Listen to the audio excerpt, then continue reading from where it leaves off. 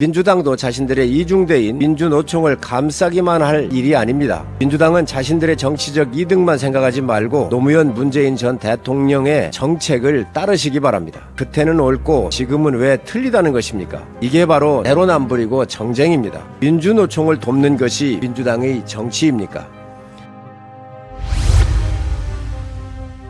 화물연대 운송 거부가 장기화되면서 국가적으로 피해가 확산되고 있습니다.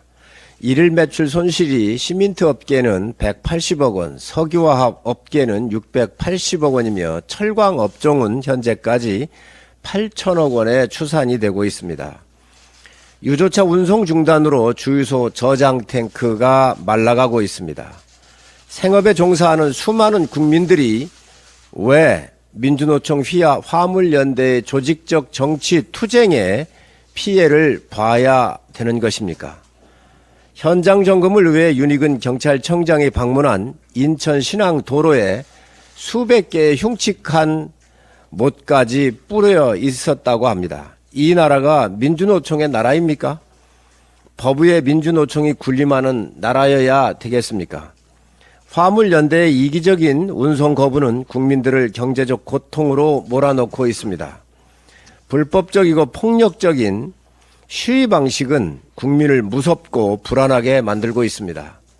화물연대는 업무 개시 명령을 반헌법적이라고 규정을 하고 노동자에 대한 계엄령이라고 선언을 했습니다. 그 어떤 조직의 이익도 국민의 민생과 안전을 우선할 수는 없습니다. 특정 조직만을 위한 이기적 투쟁이 바로 반헌법적 행태이며 이것이 곧 민생 탄압입니다. 업무 개시 명령은 국민과 경제를 지키기 위한 정부 최후의 고유 책임을 모든 국민이 잘 알고 있습니다. 하지만 민주노총은 정부에 맞서 3일에는 서울과 부산에서 노동자 대회를 열고 6일에는 전국 동시다발적인 총파업을 벌이겠다고 합니다.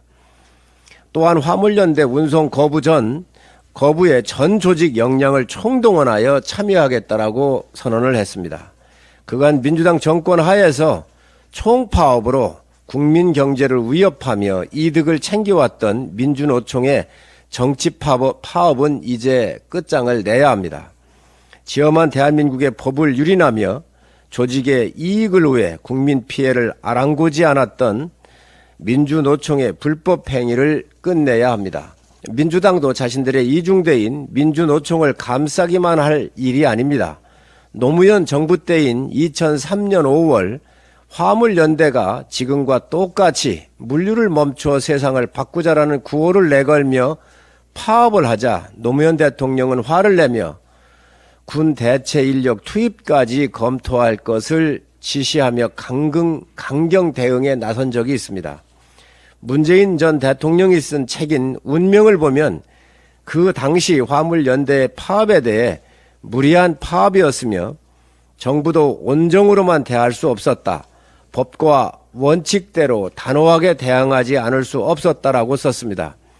이것이 당연한 사고방식 아니겠습니까? 민주당은 자신들의 정치적 이득만 생각하지 말고 노무현 문재인 전 대통령의 정책을 따르시기 바랍니다. 그때는 옳고 지금은 왜 틀리다는 것입니까? 이게 바로 내로남불이고 정쟁입니다. 이젠 야당이 되니 윤석열 정부가 일을 못하도록 민주노총을 돕는 것이 민주당의 정치입니까? 윤석열 정부는 법의 기능을 바로 세우고 공정과 상식의 민생 회복에 우선할 것입니다.